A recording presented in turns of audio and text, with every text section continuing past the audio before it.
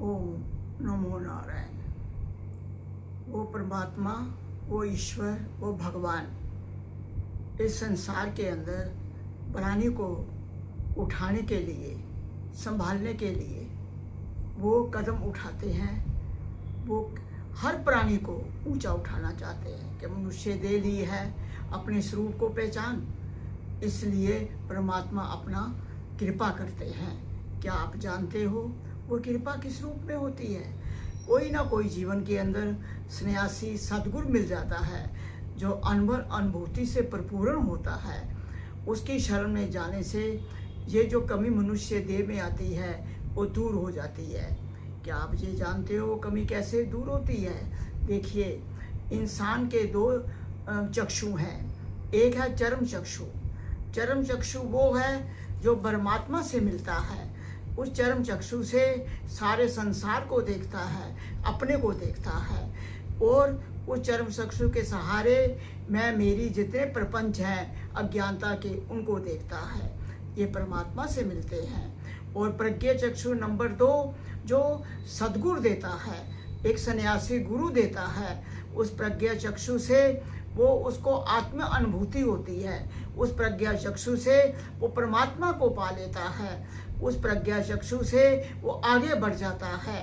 ऐसे नहीं, ऐसे समझिए, मानस के अंदर भगवान ने स्वयं कहा, उल्टा नाम जपत जग जाना, उल्टा नाम जपत जग जाना, बाल्मीक भयो ब्रह्म समाना।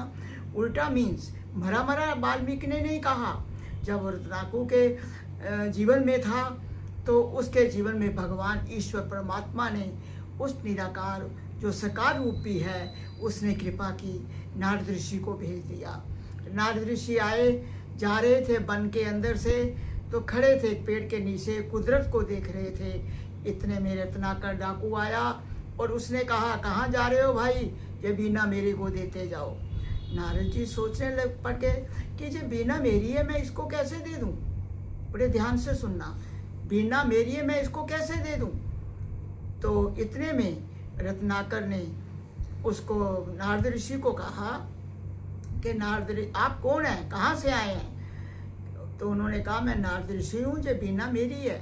कहते तेरे को पता नहीं, मैं रत्नाकर डाकू हूँ, मैं लोगों को उजाड़ता हूँ, उनका क्षय कर देता हूँ और कितने प्रकार के उनको कष्ट देता हूँ, उनकी धन दौलत लोगों को छीन लेता हूँ, मार डालता हूँ।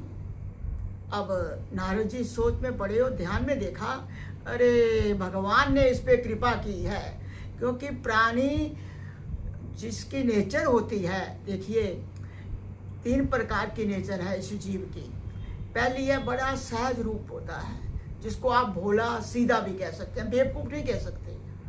वो भी परमात्मा की टर्न टू गॉड, ईश्वर की तरफ बड़ी शीघ्र लग जाता है और परमात्मा भी बड़ी शीघ्र मिलता है। दूसरा वो होता है जो कभी मानता है कभी नहीं मानता। अगर उनकी कामनाओं की पूरी नहीं हुई तो छोड़ दिया भगवान को, कामना पूरी होती गई तो परमात्मा के साथ दोस्ती उनकी बनी रह जाती है।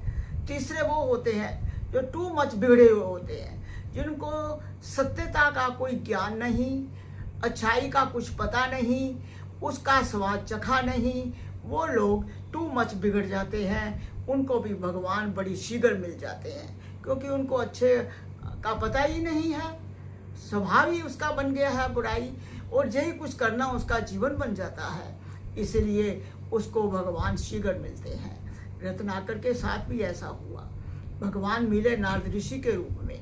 नारद जी ने बड़े पोलाइटली कहा कि जाओ रत्नाकर, अपने घर में जाओ, मेरे को यहीं पाओगे, मैं कहीं नहीं जाने वाला। पहले पेरेंट्स से पूछो कि जिन्होंने तेरे को जन्म दिया, बड़ा किया, उन्होंने तेरे को ये चोरी डकैती करनी सिखाई, मारना सिखाया। जब इस कर्म का भोग तेरे को भोगना पड़ेगा, इसकी सजा मिलेगी, क्या माँ बाप तेरे साथ होंगे, तेरा साथ देंगे? और फिर दोबारा अपनी पत्नी से पूछो, यही रिपीट करो कि मैं कमा के ला के धन तेरे को देता हूँ, लोगों को लूटता हूँ, उजाड़ता हूँ, अंधेर मचाता हूँ दुनिया के अंदर, अशांति मचाता हूँ और धन ला के तेरे को दे देता हूँ, तो क्या मेरे को इसकी सज़ा मिलेगी? तो तुम मेरा साथ दोगी? वो देवी कहने लगी, देखो आपका काम है कमाना, चाहे हाथ से कमाओ चाहे लूट के लाओ, मेरा काम है बच्चों को पालना, मैं अपना काम कर रही हूँ। जब इस कर्मों की सज़ा आपको मिलेगी, मैं भोगने वाली ही नहीं हूँ। माँ बाप ने भी ऐसा ही कहा कि हमने जन्म दिया, बड़ा किया, पाला पोसा और तेरे को जवान कर दिया, चाहे मेहनत करता, कमा के लाता, चाहे लोगों को लूट के ला, इस कर्मों का भोग हम भोगने वाले नहीं हैं। तो बात चली थी कि भगवान जगाने आ जाते हैं, अपने प्राणी को किसी ना किसी रूप में जगाते हैं। वो सन्यासी रायबर सतगुरु मिल जाता है, उससे प्रज्ञा चक्षु मिल जाते हैं। जब प्रज्ञा चक्षु मिलते हैं, प्रज्ञा चक्षु अयम तत्व को जानना, प्रभु को पाना, प्रभु का दर्शन करना, प्रज्ञा चक्षु से ये काम होता है। प्रज्ञा चक्षु से चरम की पेटियों को नहीं देखा जाता। प्रज्ञा चक्षु सोने को ढूंढता है, हीरे को ढूंढता है। हीरा मीन्स परमात्मा, ईश्वर, उसकी खोज करता है, उसकी तरफ जाता है, उसका ज्ञान लेता है। खैर बात चली थी, ऐसे नहीं ऐसे समझिए जीवन के अंदर जैसे रत्नाकर के जीवन में हुआ, प्रभु कैसे उनको जगाने के लिए आए। जब गया तो सब ने जवाब दे दिया कि हम तो इस कर्मों का भोग भोगने वाले नहीं हैं। देखो प्यारी आत्माओं, तुम जिस संसार के लिए कितना पाप करते हो, पाप के झूठ के बराबर पाप नहीं, सत्य के बराबर तप नहीं है। आप कभी सत्य बोलने की कोशिश करते हो? कभी अपने अंदर झांक के देखो, क्या आपने कभी किसी के साथ झूठ नहीं बोला? ये तो टोल के देखो, अगर बोला है तो समझो आपने बहुत पाप किया। और जब रत्नाकर वापस आया तो नारद ऋषि बैठे हुए थे। पहले तो वो सोचता रहा कि मेरे को बहाने से नारद जी ने भेज दिया है और वो वीणा लेके भाग गए होंगे।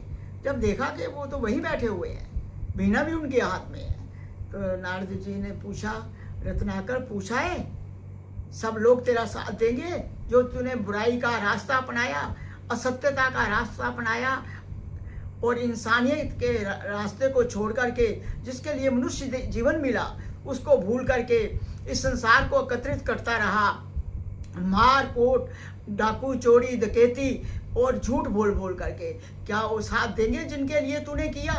तो नारद ऋषि के चरणों में रत्नाकर गिर गए। देखिए, समझिए, भगवान नारायण आए कि नहीं आए? नारद ऋषि के रूप में, सदगुरु के रूप में आकर के प्रज्ञा चक्षु दे दिया। नारद जी ने एक ही कहा, जब उन्होंने कहा कि मेरा कल्याण कीजिए नारद ऋषि जी, आप मेरे गुरुदेव हैं, मैं आपके चरणों में पड़ा हुआ हूँ, मेरे को बताइए, मार्ग बताइए, मैं इस बुराई को छोड़ करके परमात्मा को पा सकूँ, ऐसा रास्ता बताइए। जब ये बात कही तो उल्टा नाम जपत जग जान।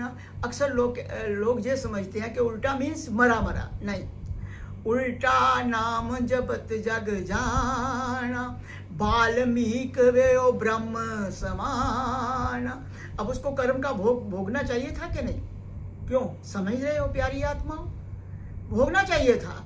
जो उसके संचित कर्म थे, इकट्ठे हुए जा रहे थे, और जो वर्तमान में जो बुराइयां कर रहा था, और क्रियामान जो उसके इकट्ठे होकर के इतना भार बन गया कि जो प्रारब्ध चक्कर बनने वाला था, प्रारब्ध भी कट गया, किस्मत बदल गई, और जीवन कर्म तो कहते हैं कि कटता ही नहीं है।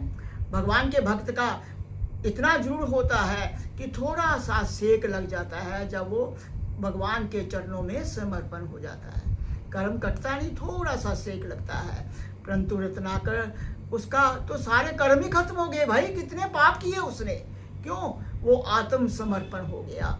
उल्टा नाम जपत जग जाना, वाल्मीक भयो ब्रह्म समाना।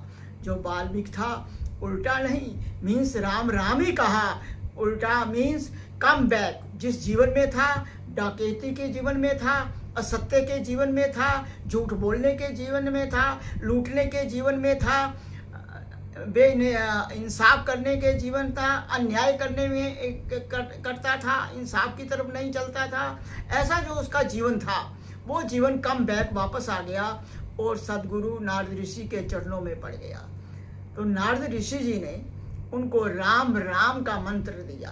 तो राम राम देख भाई, यहाँ बैठ कर के राम राम का इस जंगल में उच्चारण कर और उस प्रभु की याद कर, वो प्रभु तेरे को मिलेंगे। ऐसी बात कह के नारद ऋषि से चले गए, क्योंकि गुरु सदमार्ग दिखाता है। बच्चे का वो रास्ता बताता है कि जिस पे पहुँच कर के बच्चा जहाँ से बिछड़ा है, जिस परमात्मा से ये जीव बिछड़ा है, उसी को मिल जाए।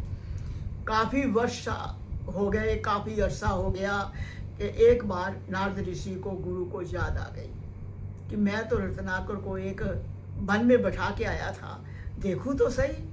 तो इतने अरसे बाद क्या देखा कि रत्नाकर के सारे शरीर पे मिट्टी ही मिट्टी है और वहाँ चींटियों का, कईयों का घोंसले बने हुए हैं।